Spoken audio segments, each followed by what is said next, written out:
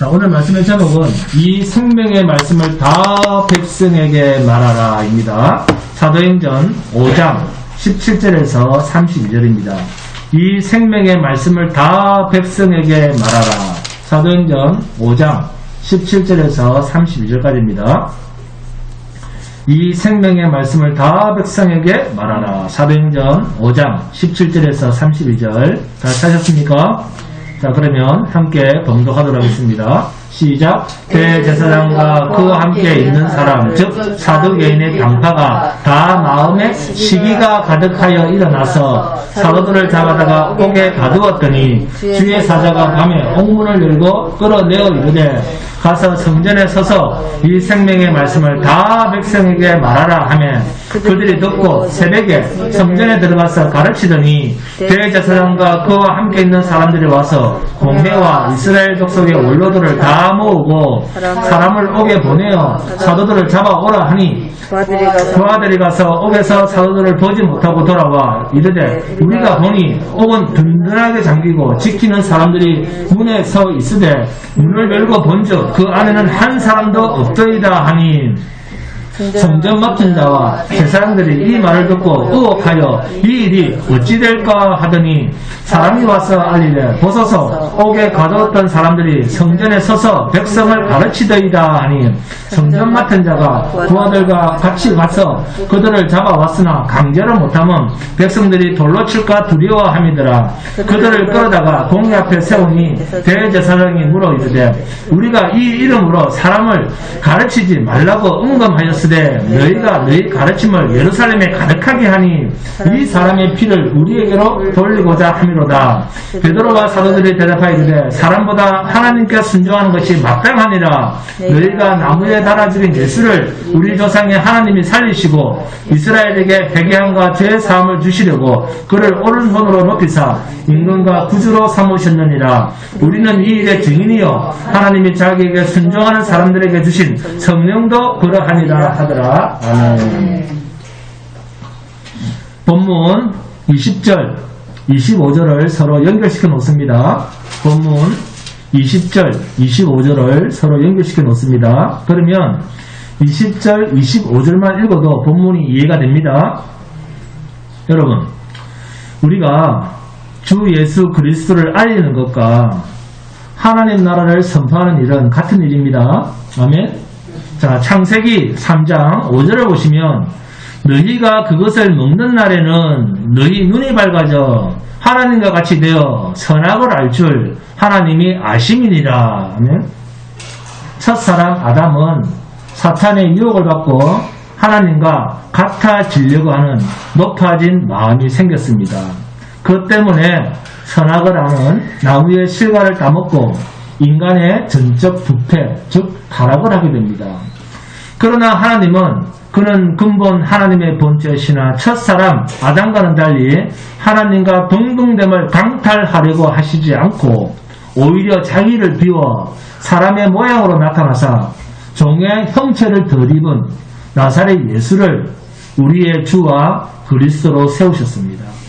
그리고 이 예수께서 고린도전서 15장 24절 25절 말씀처럼 모든 원수들을 발등상 삼을 때까지 하나님 우편 보좌에서 하나님 아버지의 다스림을 대행하고 구원하여 마침내 메시아의 나라를 아버지께 바칠 것입니다. 그래서 마가복음 1장 15절에 이르시되 때가 찼고 하나님의 나라가 가까이 왔으니 회개하고 복음을 믿으라 하시더라. 아멘. 이 세상이 이제 끝날 때가 다 됐습니다. 주님이 곧 오실 것입니다. 아멘. 이 말씀의 의미는 주 예수를 믿고 영접하는 것이 바로 하나님의 다스림 안에 하나님 나라에 들어가는 행위다. 예수 그리스도가 우리의 왕 되심과 주 되심을 인정하고 영접하는 것이 하나님의 다스림을 받아들이는 행위다 그 말입니다.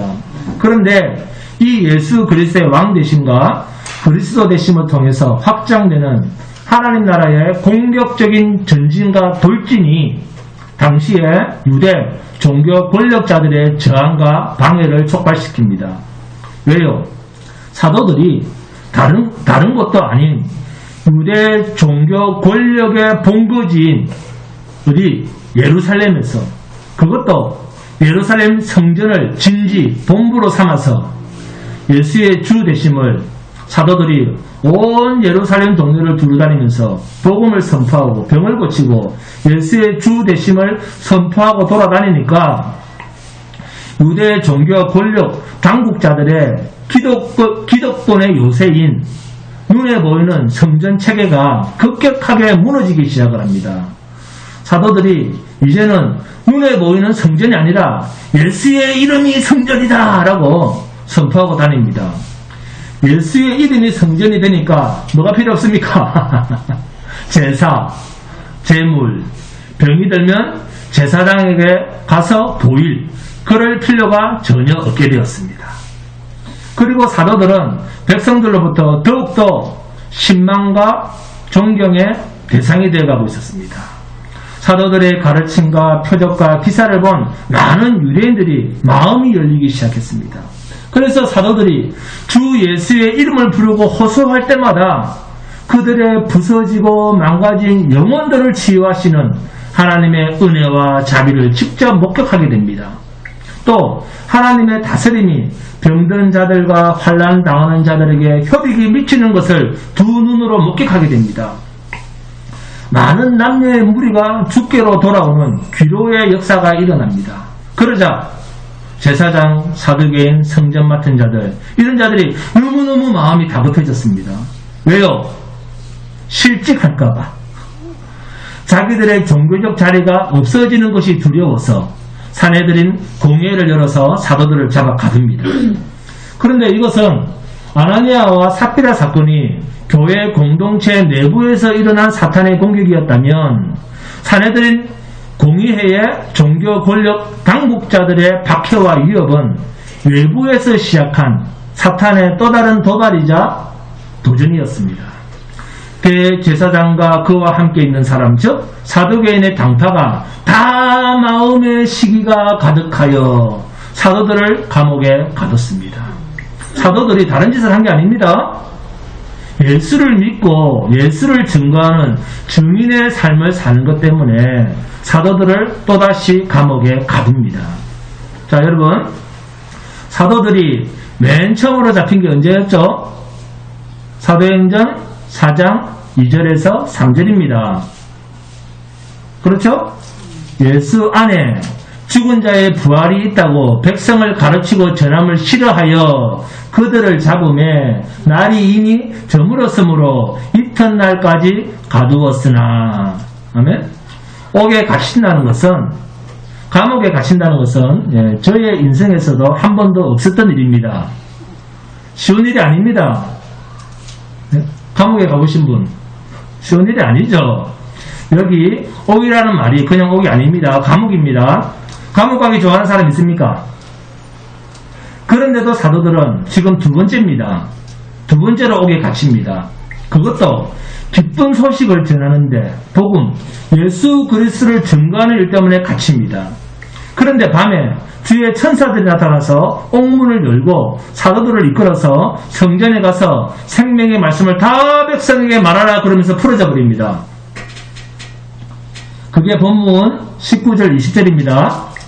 주의 사자가 밤에 옥문을 열고 끌어내어 이르되 가서 성전에 서서 이 생명의 말씀을 다 백성에게 말하라 하매. 아멘.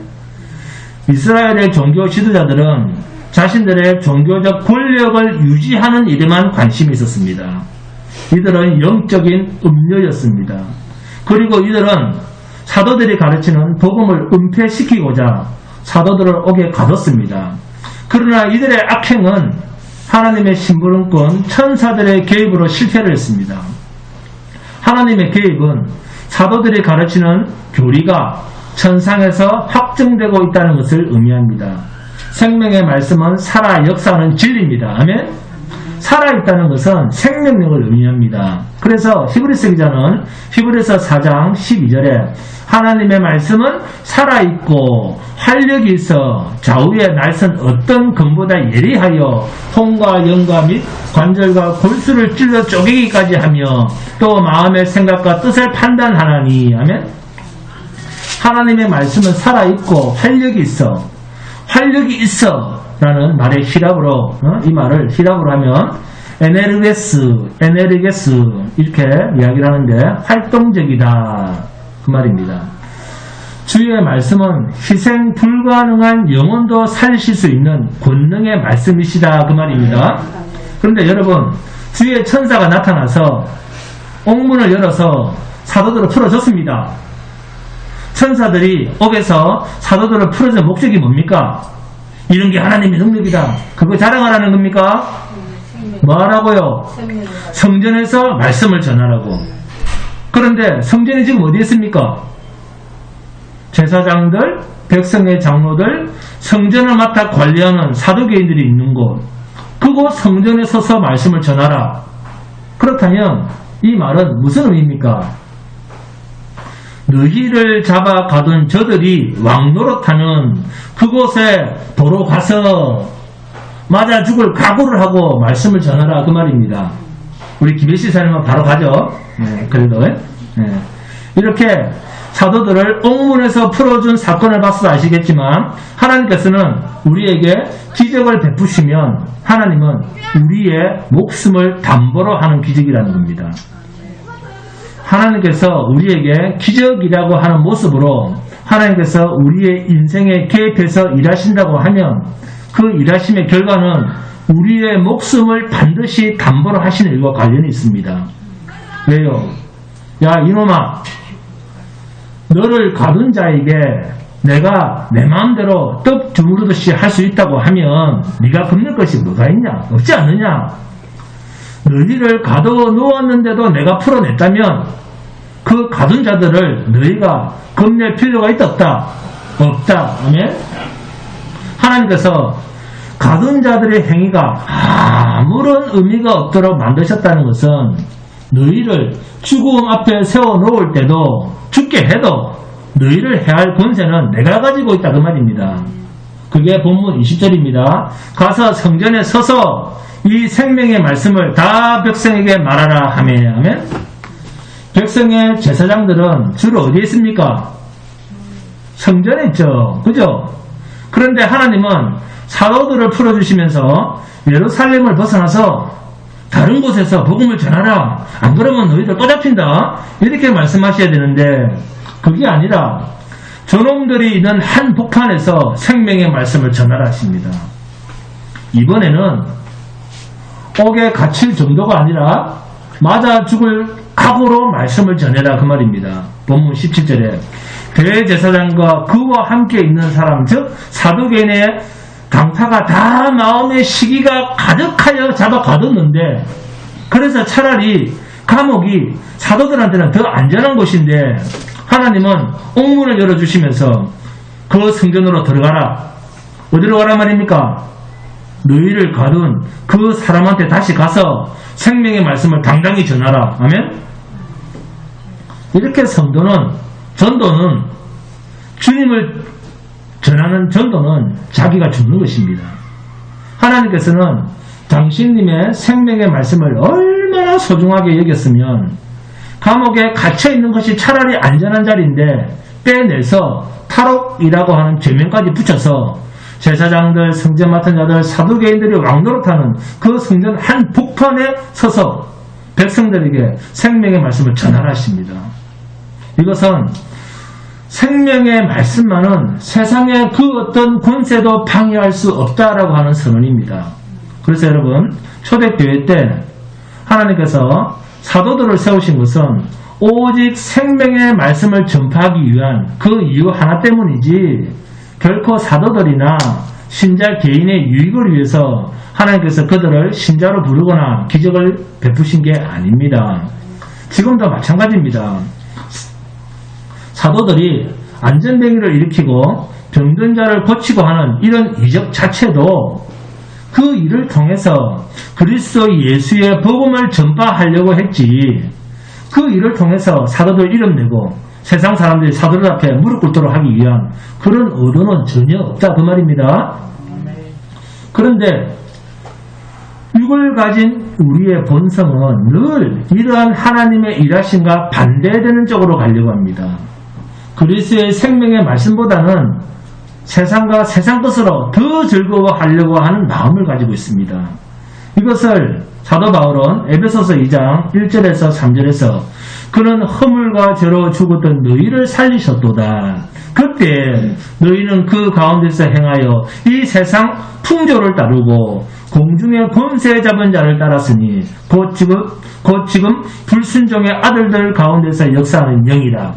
전에도 우리도 다 그 가운데서 우리 육체의 욕심을 따라 지내며 육체와 마음에 원하는 것을 하여 다른 이들과 같이 본질상 진노의 자녀이었더니. 아멘. 우리 육체가 이 땅에 있는 동안에는 이 땅에서 우리는 우리의 본성적 성품이 늘 하나님과 반대되는 쪽으로 가려고 한다 그 말입니다.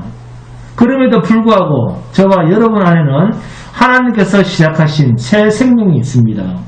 그 새 생명이 하나님의 의의 법에 붙잡혀 있습니다. 이 의의 법에 붙잡혀 있는 새 생명은 사탄의 방해를 받지 않습니다. 이 새 생명을 통해서 오늘도 하나님은 일하고 계십니다. 이 하나님의 완전한 지키심과 인도하심이 우리를 완전한 승리의 길까지 인도합니다. 그리고 아무도 이러한 하나님의 일하심과 간섭하심을 방해할 권세가 없습니다. 이렇게 육을 가지고 하나님을 거스려 사망의 법에, 미혹의 법에 붙잡혀 살아갈 본성을 가지고 있음에도 불구하고 오늘도 여전히 우리가 생명의 법 아래에서 하나님이 기뻐하시는 삶이 무엇인가를 알아가고 그러한 삶의 길들을 지려고 하고 회개하는 그런 심령으로 살아갈 수 있다는 것은 지금의 우리의 모습 이 자체가 하나님께서 우리를 인도해 가시는 기적 같은 하나님이 이끄시는 성도의 견인이요 역사입니다. 아멘. 여러분, 성경에서 기적이 나타나면 그것은 기적을 베푼 자가 어떤 자인가 하는 그 기적을 베푼 자의 자기 증거입니다.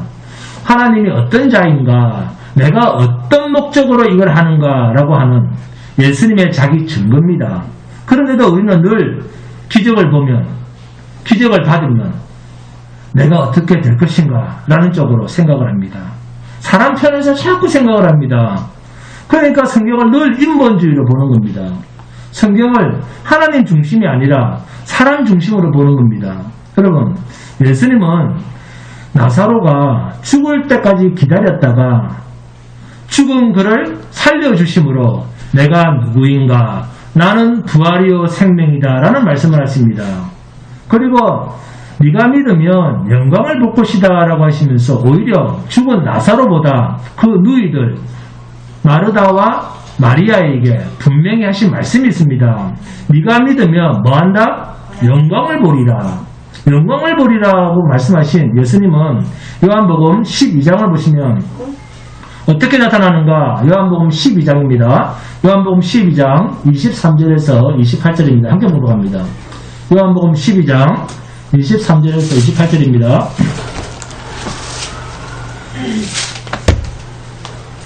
요한복음 12장 23절에서 28절입니다. 요한복음 12장 23절에서 28절입니다. 요한복음 12장 23절에서 28절. 다 찾았습니까? 안건자 열사님 다 찾았습니까? 네. 안건자 열사님 찾아서 다 찾은 겁니다. 그죠? 자, 함께 공격합니다. 시작. 예수께서 대답하여 이르시되 인자가 영광을 얻을 때가 왔도다. 내가 진실로 진실로 너희에게로니 하늘에 미리 땅에 떨어져 죽지 아니하면 하늘 그대로 있고 죽으면 많은 열매를 맺느니라. 그러면서 27절 28절을 읽습니다. 27절 28절 시작. 지금 내 마음이 괴로우니 무슨 말을 하리요. 아버지여 나를 구원하여 이때를 면하게 하여 주옵소서. 그러나 내가 이를 위하여 이때에 왔나이다. 아버지의 이름을 영광스럽게 하옵소서 하시니 이에 하늘에서 소리가 나서리되 내가 이미 영광스럽게 하였고 또다시 영광스럽게 하리라 하시니 아멘. 인자가 영광을 얻을 때가 왔도다. 그러나 내가 이를 위하여 이때에 왔나이다. 아버지의 이름을 영광스럽게 하옵소서 하시니 이에 하늘에서 소리가 나서리되 내가 이미 영광스럽게 하였고 또다시 영광스럽게 하리라. 이 영광을 너희가 믿으면 보리라. 이 영광이 누구를 말하는지 무엇을 말하는지 아시겠습니까?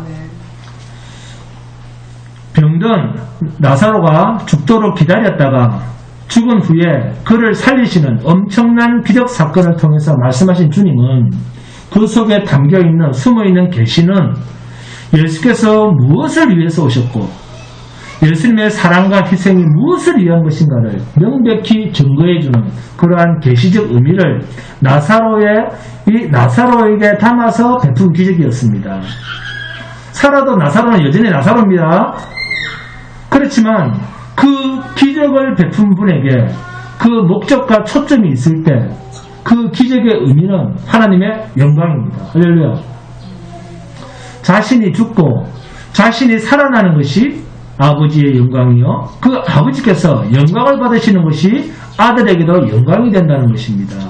너희가 나를 믿으면 이러한 일을 너희가 믿으면 영광이 될 것이다. 주님이 십자가에서 죽으시고 다시 살아나시는 일을 나사로에게 담아서 계시적으로 나타내신 일이었습니다. 자, 날 때부터 맹인이 된 나사로를 두고도 뭐랍니까? 이가 이렇게 된 것이 그 부모의 죄입니까? 자기 죄입니까? 그럴 때 자신의 죄도 아니고 부모의 죄도 아니고 하나님의 영광, 하나님의 일을 나타내려고 한다고 그랬습니다. 주님이 이런 말씀을 왜 하셨는가? 나사로는 죄가 없다 그런 말이 아닙니다.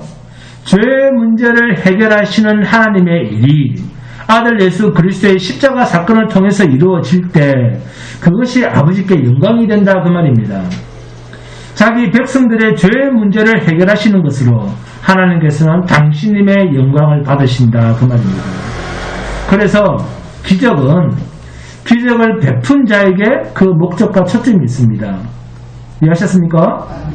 기적을 입은 자는 단지 그 기적을 보여주는 도구일 뿐입니다. 그래서 성경을 보실 때 기적이 나타나면 그것을 통해서 그리스도를 보는 것이 진리입니다. 아멘? 여러분, 사도들에게는 이제 탈옥이라고 하는 제목까지 씌워졌습니다. 그러면 사도들을 가뒀던 그 사람들은 지금부터 사도들에게 어떤 조치를 하겠습니까? 탈옥까지 했는데 지금부터는 감옥 정도가 아니겠죠? 도저히 안 되겠다. 뭐 해야겠다? 죽여야 되겠다. 그런 생각 하지 않겠습니까? 하나님은 바로 이 기적을 통해서 우리가 보기에는 기적 같아 보이는 이 추록 사건을 통해서 사도들을 어디에 세웁니까? 죽음 앞에 세우지 않습니까? 감옥에 가두는 일도 하나님께서 아무 의미가 없는 일처럼 풀어냈다고 하면 사도들을 죽음 앞에 세울 때는 그 죽음도 뭐한다? 죽음도 너희를 두렵게 할 수 없다 그 말입니다. 이것이 그리스도의 증인으로 사는 자에게 베푸시는 하나님의 기적의 목적입니다. 하나님의 생명의 말씀 곧 그리스도 예수의 복음을 증거하는 일에는 그 어떤 세상의 위협, 죽음에 이르게 하는 위협도 이 일, 생명을 전하는 복음의 일을 중단시킬 수 없다는 하나님의 선언이 이 추록 사건 속에 담겨있는 의미입니다. 이 세상의 그 어떤 강력한 무기도 생명의 복음, 그리스도 십자가의 복음을 증거하는 일에는 방해물이 될 수 없다. 이 이야기를 사도들을 다시 그 자리로 세우는 일을 통해서 하나님께서 말씀하시는 것입니다. 사도들을 감옥에 붙들어 놓는 것은 하나님의 일을 방해하는 세상의 권력입니다. 당시에 대제사장과 사도계인 당파들은 종교적인 권력을 가지고 자기들의 현실적인 출세를 추구하던 그러한 무리였습니다. 유대인들 중에서 가장 막강한 힘을 발휘하는 현실주의자들이었습니다. 오늘날로 말하면 예수 믿고 세상에서 잘 돼야 되겠다라고 하는 모든 종교주의자들이 바로 여기에 포함되는 자들입니다. 예수님을 죽였던 이들, 지금은 이들이 십자가의 복음을 방해하는 자들로 등장합니다. 그래서 사도들을 자기들 마음대로 옥에 가둘 수 있었고 하나님 나라를 반대하는 보이지 않는 세상의 하수인으로 등장을 합니다. 그런데 이러한 사탄의 하수인들로 있는 이들의 감옥문을 열어서 하나님은 사도들을 내보내서 그들 앞에 다시 세웁니다. 다시 세웠다는 것은 그 어떤 자라도 하나님 나라의 일을 방해할 수 없다라고 하는 메시지입니다.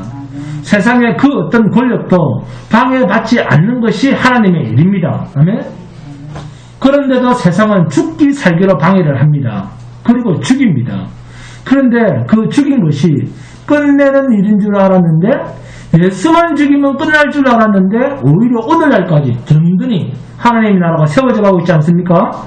여러분, 하나님의 생명의 말씀, 하나님 나라에 대한 완성, 이것은 우리 인간의 책임에 의해서 이루어지는 일이 아닙니다. 전적으로 하나님의 일입니다. 하나님께서 스스로 책임지시고 하나님의 책임 아래에서 되어진 일입니다. 그러므로 복음을 증거하고 생명의 말씀을 증거하는 우리들도 이 하나님의 강력한 책임 아래에 있는 하나님의 종들입니다. 여러분이 하나님의 종들입니다. 말하자면 하나님이 지키시고 하나님이 보호하시고 하나님께서 쓰시는 도구들이다 그 말입니다. 하나님께서 우리를 지키시고 보호하신다고 하면, 그리고 그들이 사도들이었다고 하면 아무도 그들을 위협하지 못하고 붙들 수 없도록 하나님께서 막아주셔야 되지 않을까, 그런 생각이 들지 않습니까? 하나님이 쓰시는데 어째서 세상 사람들이 그렇게 모질게 궁금하고 두들겨 패고 극한 어려움이 생기게 합니까? 하나님이 빌빌거리는 하나님입니까? 그런데 본문은 우리의 이러한 의구심의 반대편에 섭니다. 세상 권력이 붙들고 갈 때는 붙들려지고, 세상 권력이 우리를 죽일 때는 죽임당하는 그런 연약한 모습으로 하나님의 복음의 증인들이 그렇게 쓰여지고 있다는 겁니다. 그런데도 과연 하나님께서 지키시고 보호하신다는 그런 말을 할 수 있는가? 혹시 하나님이 없으신 것은 아닐까? 그런 생각이 들지 않습니까? 그러나 그런 생각이 바로 하나님에 대한 바른 인식이 없다는 증거입니다. 우리가 하나님은 어떻게 일하시는가에 대한 바른 인식이 없기 때문에 성도들이 잡히고 두들겨 맞고 죽임당하는 그러한 하나님의 일하심에 대한 신비한 방법에 대해서 불신을 하는 것입니다. 여러분, 하나님은 어떤 한 인간을 지키고 보호하시는 것으로 하나님의 나라를 지키시는 그런 분이 아닙니다. 하나님은 한 인간을 보호하시려고 하시지 않습니다. 하나님은 우리 속에 시작하신 영원한 생명을 말씀으로 지키시는 일을 하십니다. 할렐루야. 그런데도 우리는 늘 이 목숨 다하도록 잘 먹고 잘 살아야 된다고 생각을 하는데, 하나님은 땅에서 취한 우리 육신의 목숨이 잘 되는 쪽으로 우리를 보호하시는 그런 보호자가 아닙니다. 오히려 하나님이 우리 안에서 시작하신 영원한 하늘로부터 온 새 생명을 하나님의 진리의 말씀으로 지키고 보호하십니다. 아멘. 그래서 우리 안에 오신 분을 뭐라고 합니까? 진리의 영이라. 할렐루야. 우리가 교회를 30년, 50년을 다녀도 이런 데에 대한 이해가 너무 없다는 겁니다. 그래서 죄된 인간 목숨 하나 지켜주시는 하나님으로 매달려 사는 겁니다. 복음을 맡은 자가 설령 육신의 죽음에 처해진다 해도 그들이 절대로 복음을 포기하지 않는 것으로 복음이 증거되어지는 삶을 두고 그리스도인의 삶이라. 성경은 그렇게 이야기를 합니다. 우리는 이 점을 바로 이해해야 됩니다. 그래서 사도행전 1장 8절은 앞으로 사도행전이 어떻게 전개되는가를 증거하는 구절이라고 할 수가 있습니다. 하나님 나라의 일을 누가? 부활하신 주님께서 말씀하셨다. 누구에게? 사도들에게 나타내셨다. 하나님 나라의 일, 하나님이 앞으로 일하시는 그 일이 앞으로 어떻게 나타날 성질이냐, 이 말씀을 하신 후에 사도행전 1장 5절에서 뭐라고 합니까? 성령이 임하시면 너희가 세례를 받고, 왜 세례라는 이야기를 하죠? 세례가 바로 옛사람이 뭡니까? 이 땅에서 흙으로 취함받은 몸입니다. 그래서 세례라는 말은 옛사람이 뭐 하는 겁니까? 죽는 것. 이게 세례입니다. 세례라고 하는 것은 옛사람이 죽는 것을 전제로 합니다. 아멘? 사도행전 1장을 시작하면서 옛사람이 죽는 것으로 성령이 임하시면, 자, 글자는 세례인데 그 말이 아니고 성령을 받으면 너희의 옛사람이 죽는다 그 말입니다. 그러면 이 세례가 무엇과 관련이 있다는 겁니까? 하나님의 나라와 관련이 있다는 겁니다. 그러면 하나의 나라의 일은 반드시 무엇과 전제가 된다? 옛사람이 죽는 것으로 전제가 된다. 그래서 옛사람이 죽는다는 것은 육체가 죽는다는 것인데, 그러면 육체가 죽는 일에 우리를 늘 뭐한다? 세워놓는다. 아멘? 그러면 이 일이 무엇과 관련이 있다? 하나님 나라의 일이 가장 극명하게 드러나는 일과 관련이 있다 그 말입니다. 그래서 생명의 말씀, 곧 그리스도의 생명의 복음, 하나님 나라가 펼쳐지기 위해서는 내 육신이 죽음에 처해지고 위험에 처해진다는 것은 당연하다는 겁니다. 아멘? 사도행전에 이런 표준의 골격을 알지 못하면 읽어도 이해가 안 됩니다. 그러면 늘 엉뚱한 것에만 관심을 가지게 됩니다. 그러니까 하나님 나라의 일은 생명의 말씀을 증거하는 일인데 반드시 옛사람인 내가 죽는 세례의 사건이 일어나질 수밖에 없다는 겁니다. 그래서 사도행전 5장에서 생명의 말씀을 증거한 일로 감옥에 가고, 감옥에 갔던 사람들이 다시 탈옥의 제목을 씌워서 다시 그들 앞에 세우는, 이것은 너무나도 당연한 하나님의 말씀대로 이루어지는 현장입니다. 이 하나님 나라의 일을 예수님은 일찍이 죽으시기 전에 무엇과 관련을 지었느냐? 반석 위에 내 교회를 세우리라. 음부의 권세가 이기지 못하는 주님의 교회를 말씀하시면서 그 뒤로 쭉 가보시면 뭐라? 하나님 나라의 일이라. 그 하나님 나라의 일을 내가 죽어야 된다라고 마태복음 16장 21절부터, 이때부터 예수님이 죽으실 것을 말씀하실 때 베드로가 뭐라고 합니까? 그럴 수 없습니다. 그럴 때 주님이 말하십니까? 사탄아 내 뒤로 물러가라.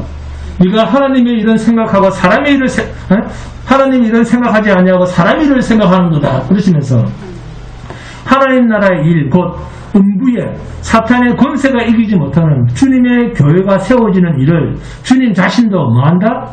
죽음으로 나아가야 된다. 아멘? 세례는 이것과 관련이 있다는 사실을 이제 이해하시겠습니까? 마태복음 16장에서 하나님 나라의 일은 곧 교회를 세우는 일인데, 교회를 세우는 일은 음부의 권세, 사탄의 권세가 이기지 못하는 완벽한 교회인데, 이 교회는 주님이 죽으셔서 이루어진다. 그래서 주님이 죽으셨는데 성도라고 하는 너희가 안 죽고 어떻게 내 교회가 세겠느냐? 아멘?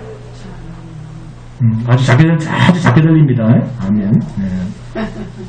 그래서 본문 5장 29절에서 32절에 아주 중요한 말씀이 나옵니다.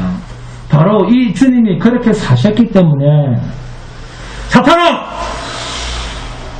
사랑하는 여러분, 만약 여러분이 예수님으로부터 이 말을 들었다고 한번 생각해 보시기 바랍니다. 일평생 이 말이 잊혀지겠습니까? 절대로 잊혀지지 않을 겁니다. 마태복음 16장에서 베드로를 보시고 사탄아 물러가라. 너는 하나님의 일을 생각하지 않고 사람의 일을 생각하는도다.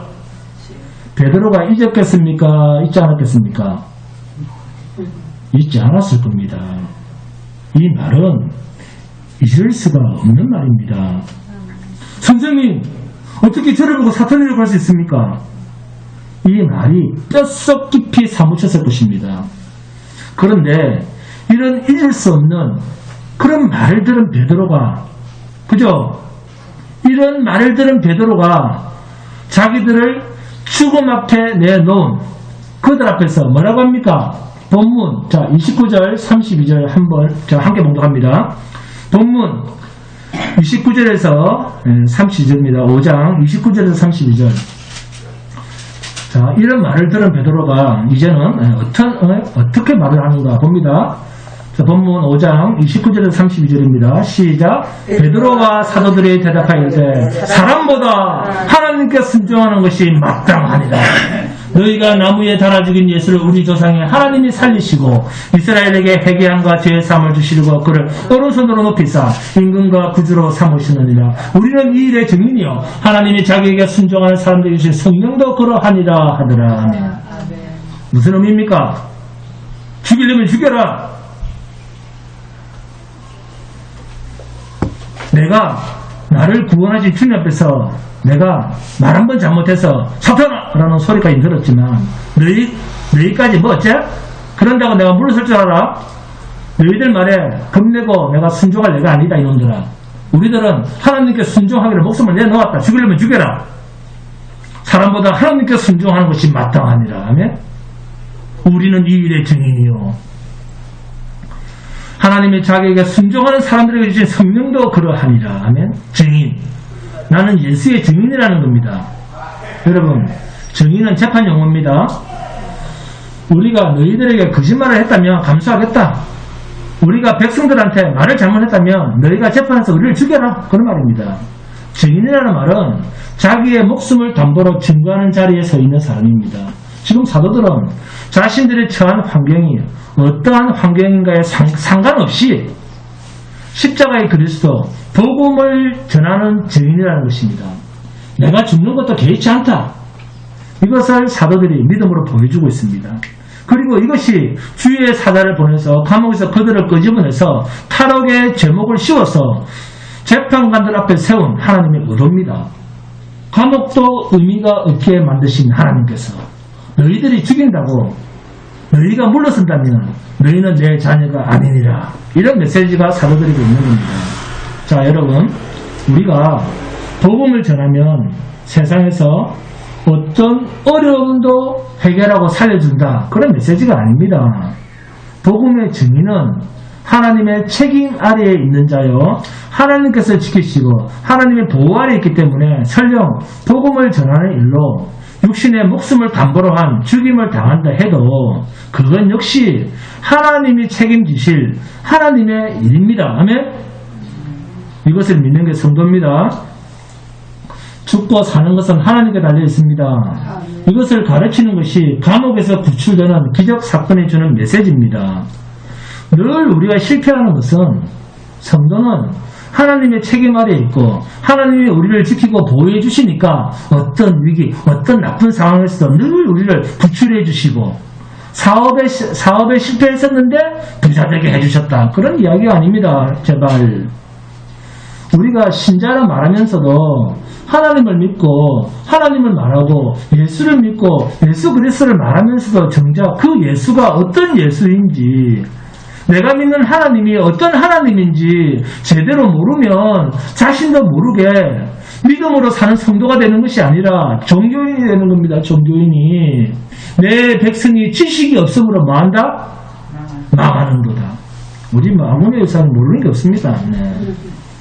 하나님의 계시의 말씀인 성경을 대하면서도 설교를 들으면서도 그 본문을 통해서 하나하나 하나님을 배워가는 것이 아니라 자신의 경험에 의존해서 전혀 엉뚱한 하나님만 상상하고 자기가 원하는 하나님을 막 버려대면 결국 자신이 섬긴다는 그 하나님을 뭐라고 한다?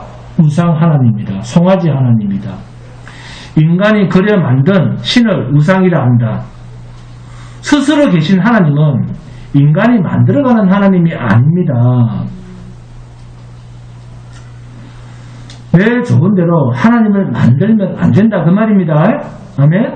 여러분, 신자는 죽지 않고 살아있다는 자체가 하나님으로부터 하나님의 일하심이 필요한 소명자입니다. 하나님께서 내 안에서 일하실 흔적이 아직도 여유가 남아있는 자다 그 말입니다. 이것을 우리는 거룩한 소명이라고 부릅니다. 말하자면 그리스도 예수의 복음의 삶을 살아야 할 기간이 얼마간 남아있다는 겁니다. 이것을 제대로 인식하고 안 하고는 그 사람의 삶에 하나님께서 어떻게 개입하신가로 결정이 납니다. 우리가 주님을 증거하는 증인의 삶을 살면서 주님을 어떻게 증거해야 되고 그 증인으로 삼고 계시는 하나님이 어떠한 쪽으로 우리를 몰아가시는가에 대한 바른 이해가 없다면 그런 사람은 증인의 삶을 사는 게 아닙니다. 오히려 자기를 증거하는 삶을 사는 사람입니다.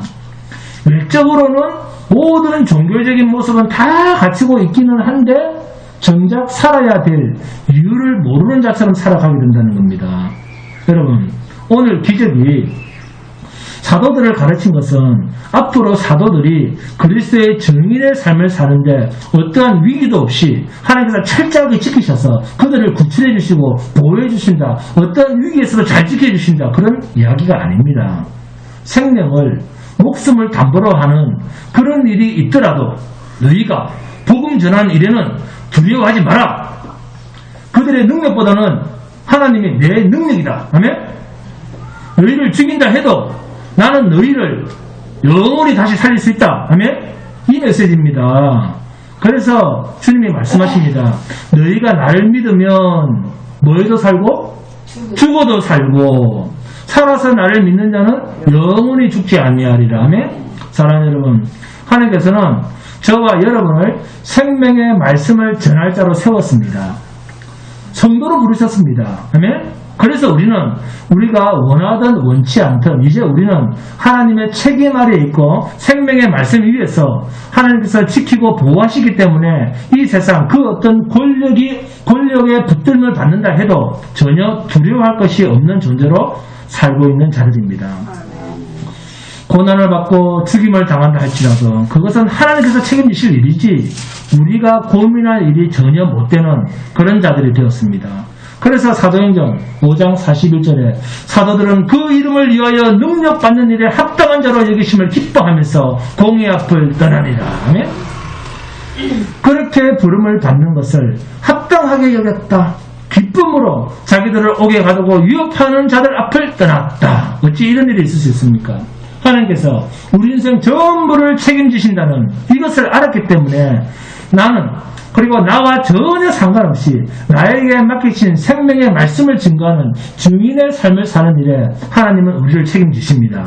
그러므로 하나님께서 저와 여러분을 어떠한 고난과 힘든 일 속에서도 복음을 포기하지 않고 십자가의 증인의 삶을 포기하지 않도록 하나님께서 친히 우리를 인도해 가실 것입니다. 이것은 육신의 삶이 편안해지거나 행복해지는 것과는 상관이 없습니다. 오히려 그러한 삶의 현장에 올지라도 오직 그리스도 예수만을 높이고 생명의 말씀을 증거하는 담대한 증인으로 만들어 가시고 또 그렇게 살아가도록 하시기 위해서 우리에게 사도들처럼 옥에 갇혀서 옥문도 열고 어떨 때는 칼의 위협 앞에 세우면서도 부들부들 떨지 않고 겁내지 않는 쪽으로 우리에게 기적을 베푸시는 일은 앞으로도 돈과 재물과 명예의 위협 앞에 섰는데도 생명의 복음과 바꾸지 않는 그러한 담대함으로 우리를 길들여가는 그러한 기적들은 앞으로도 우리들의 인생 가운데 많이 나타날 것입니다. 우리가 세상에서 신자라는 이름으로 살아가면서 겪는 이 힘든 일들, 괴롭고 고통스러운 일들이 그냥 애매하게 주어지는 그러한 일들이 아님을 성도로서 우리가 인식하며 살아야 됩니다. 하나님은 생명의 말씀을 맡기실 때 우리에게 이러한 어려운 환경을 통해서 오히려 생명의 복음의 증인의 삶을 사는 쪽으로 몰아가시는 하나님의 이 신비한 계획들이 있음을 여러분 잘 기억하고 이해하시기 바랍니다. 그래서 오늘 말씀에 대한 바른 이해가 섰다고 하면 여러분이 지금 겪고 있는 이 세상에 그 어떤 어려운 일도 생명의 복음을 전하는 증인의 삶, 곧 그리스도인으로 사는 삶에는 전혀 방해가 될 그런 조건이나 환경이 형편이 아닌 것을 알고 오늘 사도들처럼 주께서 주신 기쁨 외에 무엇을 기뻐하며 살겠습니까? 능력까지도 기쁨으로 여기고 자기를 위협하고 협박하고 감옥에 가둬서 죽이려고 하는 자들 앞에서 기뻐하며 떠나가는 그러한 삶으로 우리가 담대할 수 있을 것이다 라고 저는 그렇게 생각을 합니다. 우리의 그 어떤 사소한 문제까지 하나님께서 간섭하시고 하나님께서 눈동자 같은 눈으로 지키시고 여러분을 보호하고 계심을 늘 잊지 마시고 늘 여러분이 어떠한 환경과 형편에 처해 있든지 범사에 감사하며 항상 주 예수 그리스도의 복음으로 말미암는 새 생명의 하나님의 일하심을 기쁨으로 받고 즐겁게 찬양하며 여러분의 주위에 이 복된 소식을 우리의 이 한 생명이 다하도록 우리의 생명이 끝나는 그날까지 알리고 전하는 귀한 사명자로 살아갈 수 있기를 주님의 이름으로 축원드립니다. 아멘. 두번 찬송하겠습니다. 찬송합니다.